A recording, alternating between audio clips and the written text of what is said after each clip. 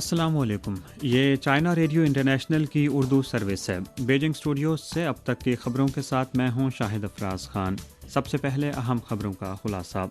چینی وزیراعظم لی چیانگ کا بواؤ ایشیائی فورم سے کلیدی خطاب۔ امریکہ کی جانب سے مہاجرین اور تارکین وطن کے انسانی حقوق کی خلاف ورزی رپورٹ کا اجرا۔ بیکن آف ڈیموکریسی محض ایک سیاسی تماشا ہے، عالمی سروے۔ اور اب خبریں تفصیل کے ساتھ۔ چینی وزیراعظم لی چیانگ نے 30 تاریخ کو بواؤ ایشیائی فورم 2023 کی سالانہ کانفرنس کی افتتاحی تقریب میں شرکت کی اور کلیدی خطاب کیا۔ لی چیانگ نے کہا کہ 10 سال قبل صدر شی جن پنگ نے بنی نوع انسان کے ہم نصیب سماج کا اہم تصور پیش کیا تھا، جو دنیا میں دیرپا امن اور مشترکہ خوشحالی کو فروغ دینے کے لیے اعتماد کا ذریعہ بن چکا ہے۔ انہوں نے کہا کہ اس تصور کے علم کو بلند رکھنا اور عالمی امن اور ترقی میں مزید اعتماد پیدا کرنا ضروری ہے۔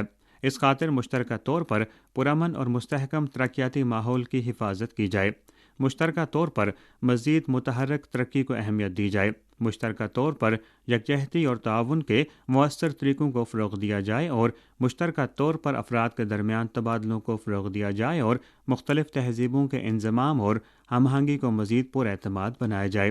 لی چیانگ نے زور دے کر کہا کہ چین کی ترقی کے اہداف اور امکانات یقینی ہیں۔ ہم چین کی معیشت کی مستحکم ترقی کو فروغ دینے اور عالمی معیشت کی ترقی میں زیادہ سے زیادہ حصہ ڈالنے کے لیے پراعتماد اور اہل ہیں۔ 29 تاریخ کو بواؤ ایشیائی فورم کی سالانہ کانفرنس میں چینی طرز کی جدید کاری کے عنوان سے ضمنی فورم میں شرکاء نے کہا کہ چینی طرز کی جدید کاری عالمی ترقی کے لیے نیا ماڈل فراہم کرتی ہے۔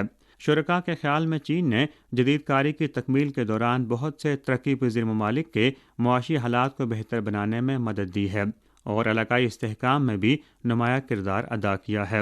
فورم کی بورڈ ممبر فلپائن کی سابق صدر گلوریا ایریوا نے کہا کہ ہمیں چین کی ترقی کو خطرے کے بجائے ایک موقع کے طور پر دیکھنا چاہیے۔ ہم دیکھ سکتے ہیں کہ چین علاقائی استحکام میں اہم کردار ادا کر سکتا ہے اور ہم بات چیت کے ذریعے تنازعات کو حل کرتے ہیں۔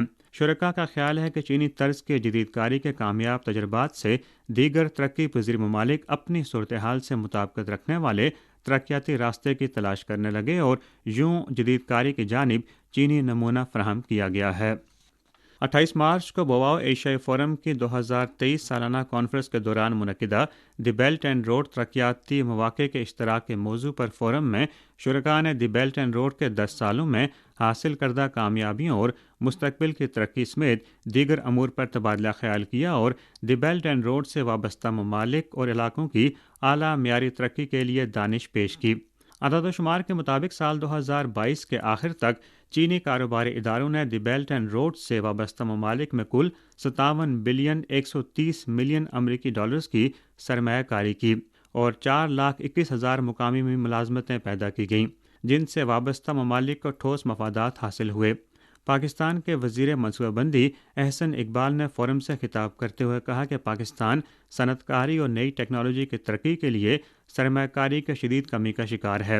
دی بیلٹ اینڈ روڈ انیشیٹو سے پاکستان کے توانائی کے شعبے میں سرمایہ کاری کی گئی اور پاکستان میں بجلی کے بحران کو حل کیا گیا۔ انیشیٹو کی اصل خوبی یہ ہے کہ چین دوسرے ترقی پذیر ممالک کے ساتھ اپنی ترقی کے ثمرات کا اشتراک کرتا ہے۔ 10 سالوں میں چین نے 150 سے زائد ممالک اور 30 سے زائد عالمی تنظیموں کے ساتھ تعاون کے دستاویزات پر دستخط کیے اور آسیان ممالک، چلی، نیوزی لینڈ سمیت 18 دیگر ممالک کے ساتھ آزاد تجارتی معاہدوں پر دستخط کیے۔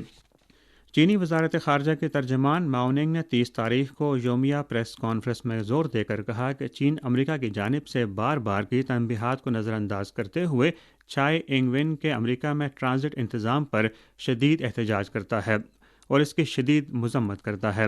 چین پیش رفت پر گہری نظر رکھے گا اور قومی اقتدار اعلیٰ اور علاقائی سالمیت کی مضبوطی سے حفاظت کرتا رہے گا۔ اطلاعات کے مطابق 29 سے 31 مارچ تک تائیوان علاقے کے رہنما چھائی انگ وین نے نیو یارک میں ٹرانزٹ قیام کیا۔ اس دوران انہوں نے امریکی حکام اور کانگریس کے ارکان سے ملاقاتیں کی، ہڈسن انسٹی ٹیوٹ کے زیر اہتمام ایوارڈ کی تقریب میں شرکت کی اور خطاب کیا۔ ماؤ ننگ نے اس بات کا اعادہ کیا کہ چین تائیوان کے علاقائی رہنما کی جانب سے کسی بھی نام اور کسی بھی وجہ سے امریکہ میں ٹرانزٹ کی سختی سے مخالفت کرتا ہے اور امریکی حکومت اور تائیوان کے درمیان ہر قسم کے سرکاری رابطے کی سختی سے مخالفت کرتا ہے۔ 30 मार्च को अमेरिका की जानिब से महाजरीन और तारकीन वतन के इंसानी हकूक़ की खिलाफ वर्जी रिपोर्ट जारी की गई। रिपोर्ट में निशानदेही की गई है कि अमेरिका में तारकीन वतन को हिरासत में लिए जाने वाला सबसे बड़ा सिस्टम कायम है। अमरीकी कानून नाफिज करने वाले इदारों की जानिब से तारकीन वतन बच्चों के खिलाफ बदसलूकी बड़े अरसे से जारी है और अभी तक अमेरिका में तारकीन वतन और उनके बच्चों के साथ संगीन इम्तियाजी सलूक मौजूद है। रिपोर्ट में इस बात की भी निशानदेही की गई है कि गहरी जड़ें रखने वाला नस्ली इम्तियाज़ अमेरिका में इमिग्रेशन के मसले की एक अहम वजह है। सियासी पोलराइजेशन ने इमिग्रेशन के मसले को बदतर बना दिया है। अमेरिका महाजरीन के आलमी बहरान का सबसे बड़ा मुहर्रिक है। अमेरिका के जारहाना तर्ज अमल ने लाखों पनाह गज़ीनों को जन्म दिया है। 2001 से अब तक अमेरिका की दूसरे ममालिक में जहरीत की वजह से 8 लाख से ज़्यादा अफराद हलाक हुए और सिर्फ अफ़गानिस्तान, इराक, शाम और दीगर मुतासरा ममालिक में 2 करोड़ से ज़्यादा अफराद पनाह गज़ीन हुए। रिपोर्ट में इस बात पर जोर दिया गया है कि अमेरिका को इमिग्रेशन मसाइल पर अपने बुरे रवैये को तर्क करके बालादस्ती और तसल्लुत पसंदी को बंद करना चाहिए। पनाह गज़ीनों के नए बहरान पैदा करने से गुरेज करना चाहिए और इंसानी हकूक़ की आड़ में दूसरे ममालिक को बदनाम करना या इन पर दबाव डालना बंद करना चाहिए। 30 मार्च को चीनी वजारत ख़ारजा के तर्जमान माओनिंग ने योमिया प्रेस कॉन्फ्रेंस के दौरान अमेरिका में पनाह गज़ीन तारकीन वतन के इंसानी हकूक़ की खिलाफ वर्जी के हक़ाइक़ और सच्चाई पर मबनी रिपोर्ट से मुतल्लिक़ एक सवाल का जवाब दिया। तर्जमान ने कहा कि रिपोर्ट में इमिग्रेशन के मामले पर अमेरिका के मनफी हरबों और झूठ के दोहरे म्यार को तारीख़ और हक़ाइक़ मुल्की और आलमी दोनों नुक्ता नज़र से बेनकाब किया गया है। अमेरिका तारकीन वतन का मुल्क कहलाता है और सियासत, मईशत, मुआशरे, सकाफ़त, साइंस और टेक्नोलॉजी और दीगर पहलुओं की तरक्की तारकीन वतन की अजीम शराकत से लाजिम व मलजूम है। ताहम अमेरिका की पूरी तारीख में बहुत से तारकीन वतन ग्रोहों को अमेरिकी हुकूमत के जुल्म व सितम का सामना करना पड़ा है और हालिया बरसों में तारकीन वतन के ख़िलाफ़ बार बार इंसानी अलमियों ने जन्म लिया है।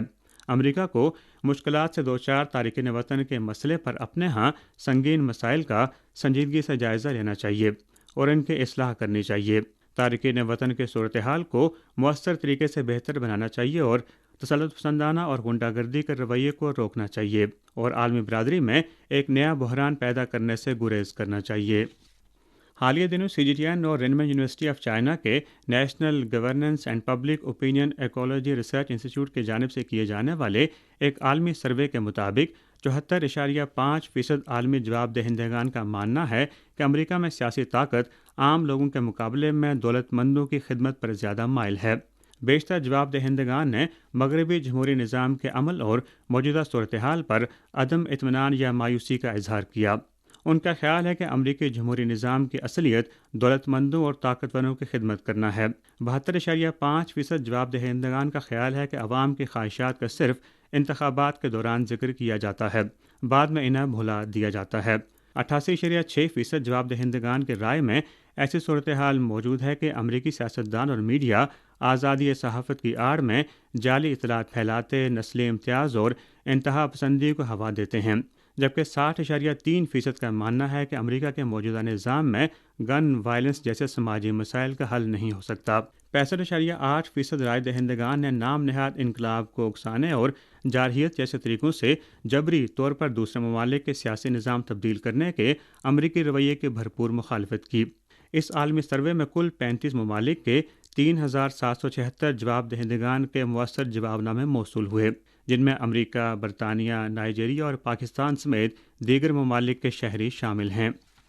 जनीवा में मुत्तहिदा अक़वाम मुत्तहिदा और दीगर आलमी तंजीमों के लिए चीनी मंदूब चेंशो ने 29 मार्च को UN इंसानी हकूक़ कौंसिल के 52वें इजलास में ब्राज़ील और जनूबी अफ्रीका समेत तकरीबन 80 ममालिक की नुमाइंदगी करते हुए एक मुश्तरका तकरीर में आला म्यारी तरक्की को फ़रोग़ देने के लिए आलमी ताउन को मजबूत बनाने की अपील की।